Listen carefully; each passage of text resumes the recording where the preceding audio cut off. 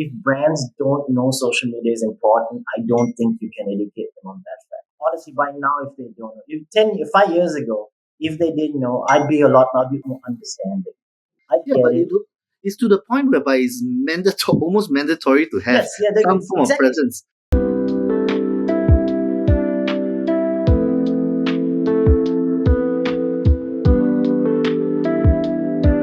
Hey, Jerome. Welcome to Hey, the podcast. Really excited to have you on board. So, for everybody who doesn't know, Jerome is actually one of our partners that we work with quite a lot in the creative space. So, he's helped us with a lot of video production as well. So, Jerome is a creative director and he's got something really exciting to share because he actually is starting a brand new media training academy. Jerome, why don't you take the next 30 seconds, kind of tell us a little bit about what that is all about? right, happy to be here. So anyway, my training academy is focused in helping brands amplify their message through storytelling and generative AI. So basically, I'm going to teach them storytelling tactics, of course, to sell their story better, amplify their brand.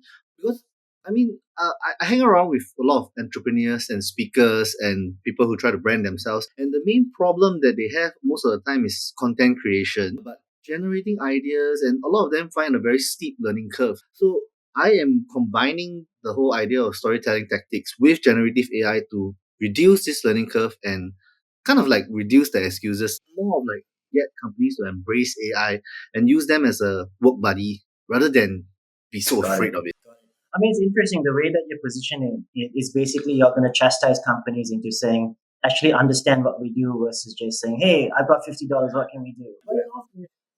I mean, I know that I want to talk a lot about AI tools and stuff because we've been in sync. We've been experimenting a lot with AI tools, and honestly, Yeah. it's really good. But like, I wouldn't say it replaces the work that you do, right? It's that's not real. That's not a real thing at the moment. However, I kind of want to tap into some of the things that on a like slightly more traditional basis because you mentioned that when you talk about pricing, you just immediately like went to the next thing immediately because you're like, oh, let's we can talk about that later.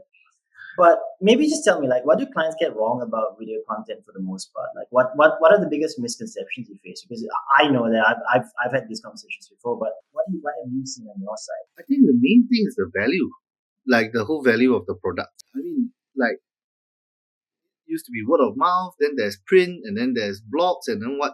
But at the current state of things, if you don't have a video, nothing's going to happen. I think so. They underestimate the value of the video, and of course, they underestimate the cost of the video.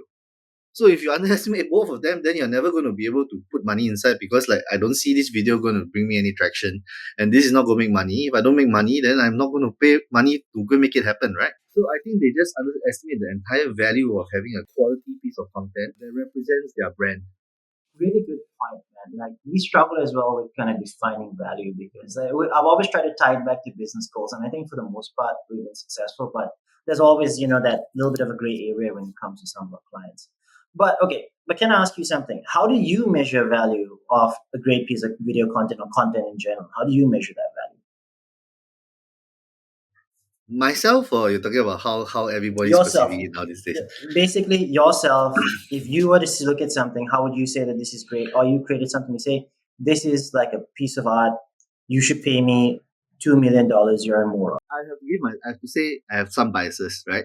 So in Yeah, terms we of all the do, man, don't worry. creative, correct. In terms of the creative bias, then of course us as creatives and artists, we want something to just be like ultra beautiful, send your message, Mm. and whether or not somebody gets out of it, as long as you inspire somebody else to take action into something, or inspire somebody to look at your work and you go like, wow, I really want to do something, or I really want to do that even, or replicate that even, then to me, that's extremely successful from an Okay. artist point of view. But of True. course, the modern point of view, in terms of clients and everything, and of course, this is Yeah, also part of from my a training. business perspective, right? So like Yeah, if business you're a perspective. business owner, yeah, Yeah. like how do you so okay, try and balance that a little bit because I don't think you can remove the creative and artistic. If you do, then you might as well just get like AI to kind of do something because it's not going to be the Yes. most creative, but it's just going to be that thing that you say. Whether or not it works, like I don't know, right? It's that weird gray area that we're seeing. Yes. So I think that the number one thing is, of course, is actually related to what I just mentioned just now. Except that from a pure artist point of view, the it's more inspiration based. But from a business point of view is still a take action kind of thing, right? So that's why you always have this term call to action, but not so in your face. You're talking about watching this thing and you get inspired to do something. Let's say now these days we have a lot of these YouTube ads. Let's say Liam Nielsen or something like he goes up there and these people are suffering in which country or whatever. So you create this whole story, this whole narrative, that's so poor thing, and then people take action to go and join and help this charity organization. So as long as your video is able to convey a message that's clear enough for people to say in one line, and the most important thing is they will feel like taking action, then I think that's a very successful marketing video. I found it interesting that you brought Liam Neeson, but I think it's because he's doing something UNICEF or UNESCO. I could be wrong. I think it's UNICEF maybe. I Yeah, can't remember. I just remember that he just go down there and hi. And then you So- think like he's going to kidnap your child. Yeah. So we know for sure that Jerome's either on TikTok or YouTube because I think those were the ads that really coming in hard. yeah. All right. YouTube. I mean, let's stick on the client thing for a minute, right? Because I didn't touch into cost at the moment, but we've had these discussions 100 times. Cost is an issue for clients. Like I face it, you face it. How do you kind of deal with that? Is it the case of where we just got to like bow to the clients and say, okay, cool, I'm going to bring my costs down because I have to? Or is there a way that we can, I wouldn't say fight back, but have that conversation with them on what cost should be? I think earlier in my career, a lot of it was I was trying to educate my client. Like, do you know how expensive this is to go and make this thing? But frankly speaking, they don't care, right? Yeah. They don't care whether it's expensive or not, unless they have extensive experience. We're talking about you look at Singapore. We're looking at the Singapore market now, right? In terms of Singapore market, who actually pays for high end ads? McDonald's, Red Bull, sometimes the telcos, sometimes, but not always also. So few and far between. We're talking maybe less, about 1% of the market, to be very honest, is paying for like the big stuff. Yeah, Lazada maybe, Shopee maybe. Also, they have some pretty expensive ads. So no, but see, Lazada and Shopee, right? I really don't think they're expensive. I just think that they do high volumes. They spend a lot of money, but it's super high volume. So they're creating like tons of stuff. With all the dancing and singing is $200,000. Yeah, but okay, just to make it. The amount of money that they spend on that campaign, $200,000 in context of what that is not a lot. Yeah, so that's where I'm coming. That's where I was about to strike at. So is these companies who are having a good amount of marketing budget and having dealt with creating ads and understanding the true value of improving your quality of your ad, they are willing to spend.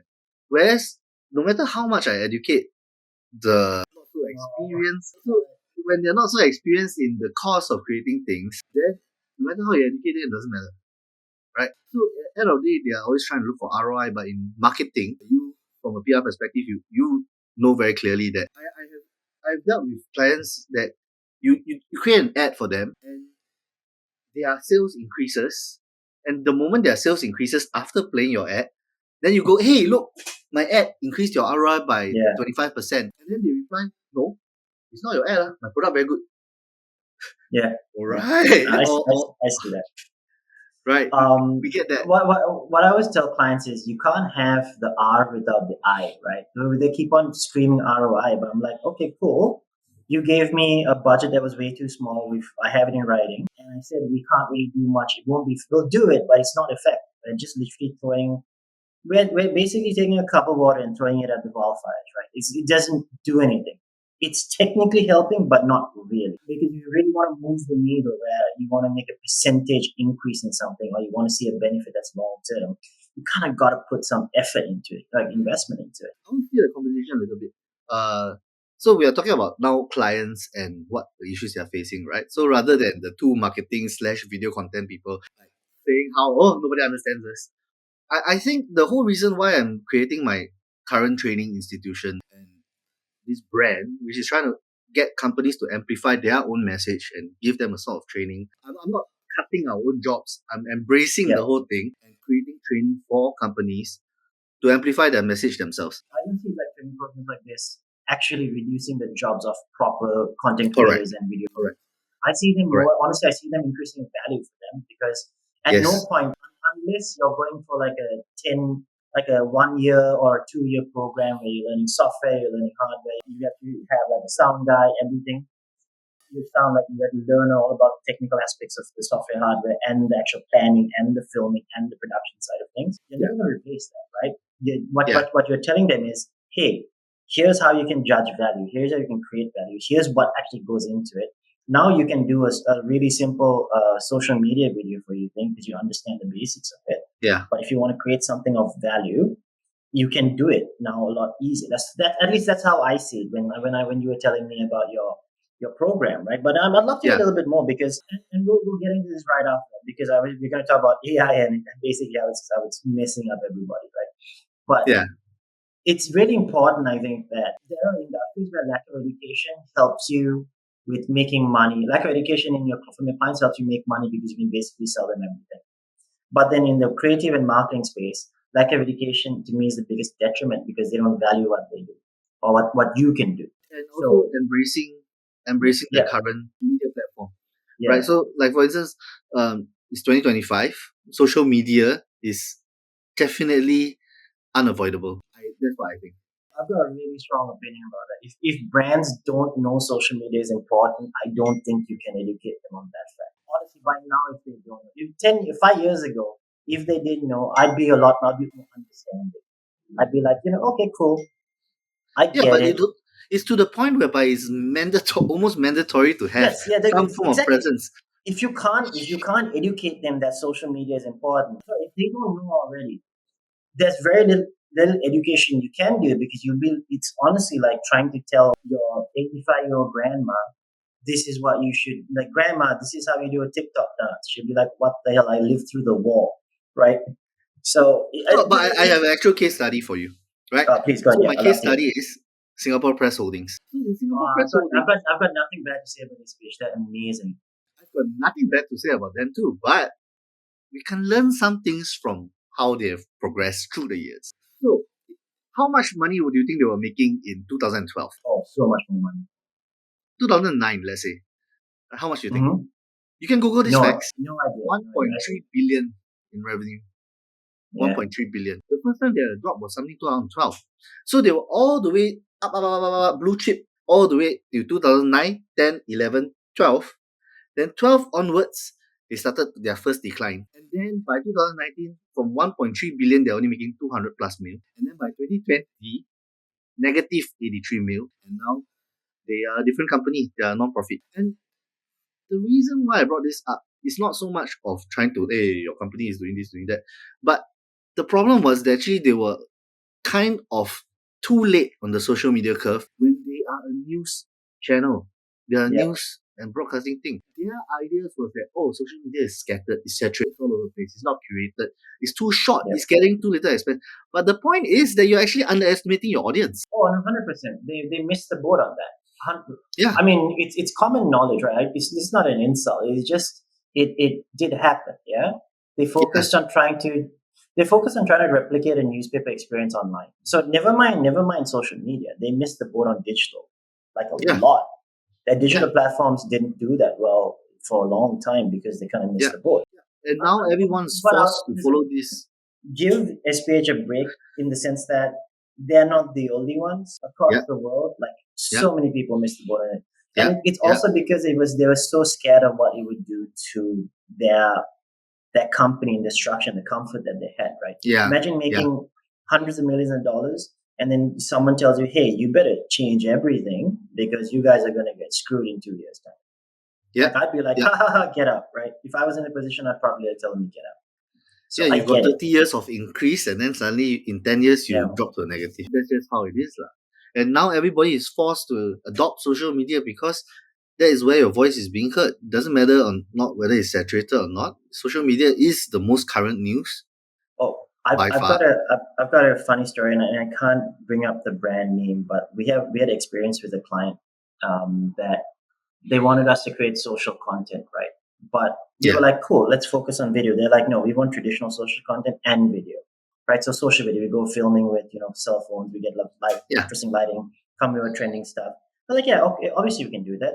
They're like, oh, we want this number of static posts and everything. I said, oh, that's a lot, but I said, hey, this is what we can do. We can cross-post across different platforms. We can do all this stuff.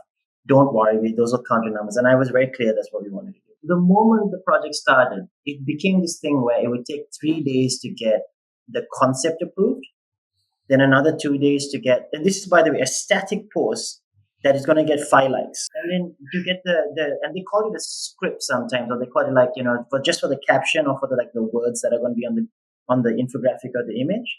I'm like, yo, this should be like, this is a 10-second job.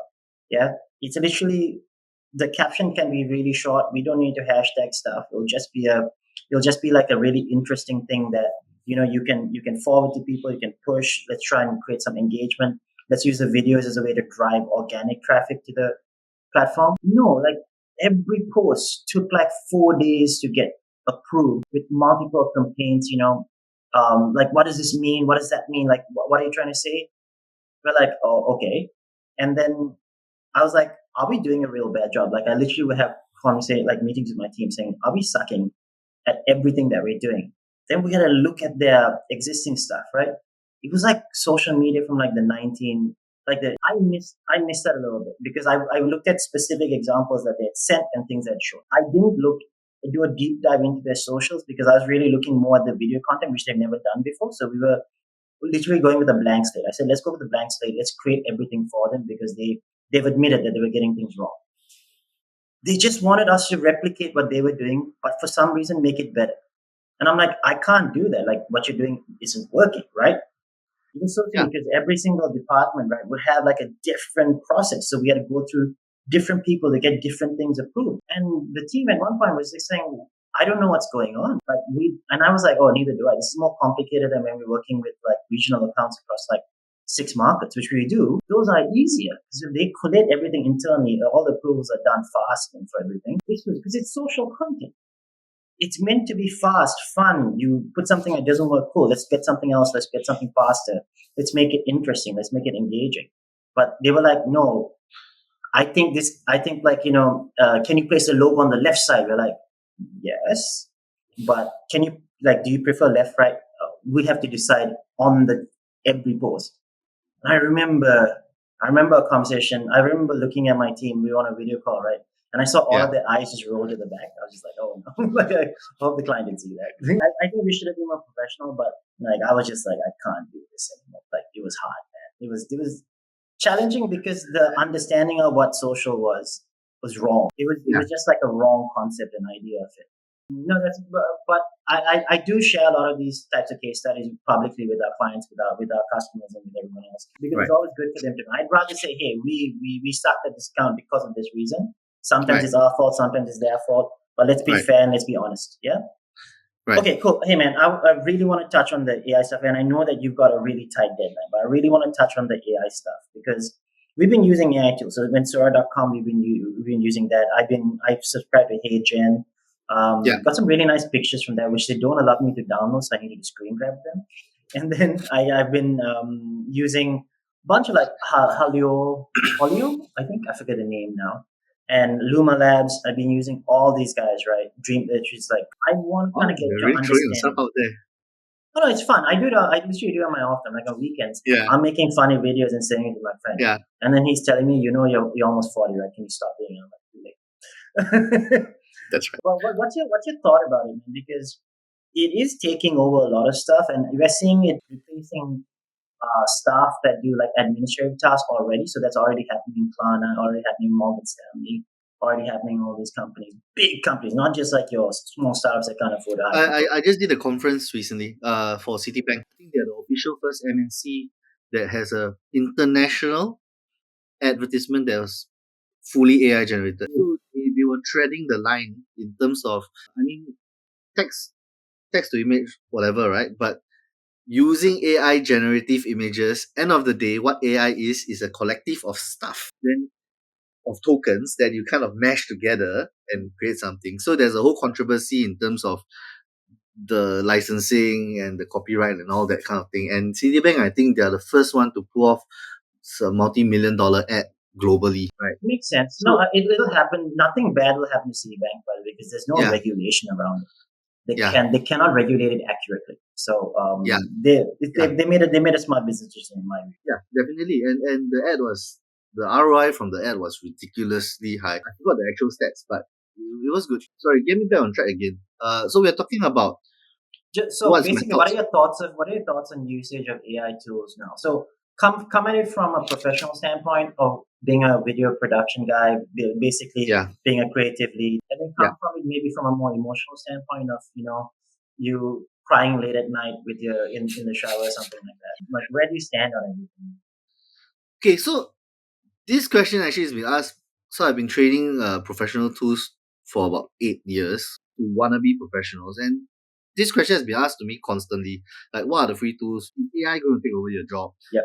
And I think that it is inevitable in the sense that AI is already part of our lives and is Oh, for sure. unavoidable. So we need to embrace it and we need to use it as a tool to help us. In terms of, is it taking over my job? I don't think so, so far, at least not yet. Because at end of the day, AI is very good for creating repeated tasks and creating a lot of general content, let's put it that way. But certain very customizable things are still require a lot of human correction and still require quite a lot of human touch. So if you're talking about using AI professionally with your client, then the relationship between you and your client has to be very, very close. Because you're not gonna the client is gonna go, hey, why is his ear a little if I encounter a client there's as you say, they start scrutinizing every single alphabet, why is the ear a little bit crooked, why the hair has one extra strand here, that is going to be very tough if you're using AI. But if you talk about just generating, let's say, a storyboard, a mood board, just to give them an idea, and you let them know, say, hey, this is how we're going to go about it. It's not going to look exactly like this, which unfortunately many people still don't understand the idea of it's not going to look exactly like this. This is Yeah. just an idea. This is to help you Uh, visualize for people who can't visualize from words. It's a visual representation of it.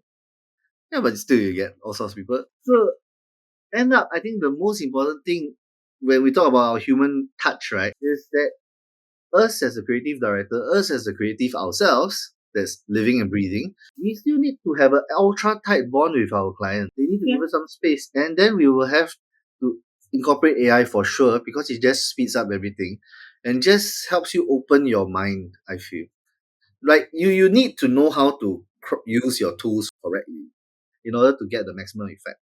But if you just solely rely on it, then there's no point in you doing it anymore, right? We still need to Agreed. give our cultural influences, give our nuances, give the I think maybe that looks a little bit too alien. Let's try to our artistic touch, our actual touch. You can ask AI to critique it for you after that, but that's something else altogether. We use AI for that a lot. Actually, it critiques a lot of stuff that we put out just because we Yeah, need to have a third party perspective. Sometimes we're too narrow in our viewpoint. yeah. But I think what people forget is we're still in generation one though for everything, right? We haven't even hit general AI yet, right? Now we're still in Yeah. like what's it, narrow AI or something? I can't remember there's so many terms, man. They're making up Yeah, yeah. terms now. Which we Everyone can has just their own set terms because they're trying yeah. to become the next authority. But in the general sense, we are in the foundational phase. If I'm not wrong, AI's founding was actually like Google search, right? So it's like you type, Yeah. type, type, then whatever prompts up next, and there was so many words that eventually it started sounding Oh like a yeah, human. so that because that was it was a predictive model, it wasn't a generative model. Now there Yeah, are generative models that actually correct, reason, correct. right? So So it's those are still not scary, even right? Those are very scary, yeah, yeah, yeah. potentially So at terrifying. some point, you will be able to talk to AI really like a human, and they can actually give you their own ideas, and they will match a human. And we are heading in that direction already. So my advice to everybody is that if you have not jumped onto the AI bandwagon, it is really not difficult because AI is there to teach you how to do it as well. You can Yeah. literally go to ChatGPT and hey ChatGPT, how do I use you? And they will tell you how to use you. Oh, 100%. 100%. Right? I did that for all the generative models. Like tell me how best to utilize you and what I can use it for. Yeah. Yeah. So I give them really detailed prompts and they are very, very good. yeah. Exactly. So in terms of the future, AI is the future and AI is going to start taking over many, many roles. So why not start now and be part of it? And when you're there, you don't have such a steep learning curve because now it's the baby stage. You're making friends with the baby. You can grow with the baby, or you can wait till it becomes an adult and then you suddenly be like, hey bro, what's up? And you have no idea what the hell is happening. That's what I feel. Fair enough, man. I started laughing because I had a visualization of you making friends with the baby. Oh. No, but Jerome, I'm conscious of time, so I kind of just want to we can kind of end it here because I think you gave me a lot of really good points there. I think I need to go and have a look at as well for some of the content things that we're doing. Yeah. Maybe what I can give you, and maybe what I think I would like our listeners to kind of to find out is, do you have any sort of like, how do people reach you? Like if they want like video production stuff, maybe want to talk to you about your media training academy. Like how do people reach you? Oh man. I guess for now, LinkedIn will be the best Okay. for now. I'll tag your LinkedIn in our post that we send out and everything. Yeah, because I'm starting to ramp up the posts and I'm starting to ramp up some of the content that I'm bringing up there. And again, um, I'm shifting more into mass market training as compared to even Yeah. professional training at the start. So I'm doing a full rebrand. So all the old stuff kind of a little irrelevant. So LinkedIn, I guess, will be the most relevant at this point of time. Okay, Jerome. Then thanks so much, man. I really appreciate you taking the time. Bye. Yeah, hey, thanks.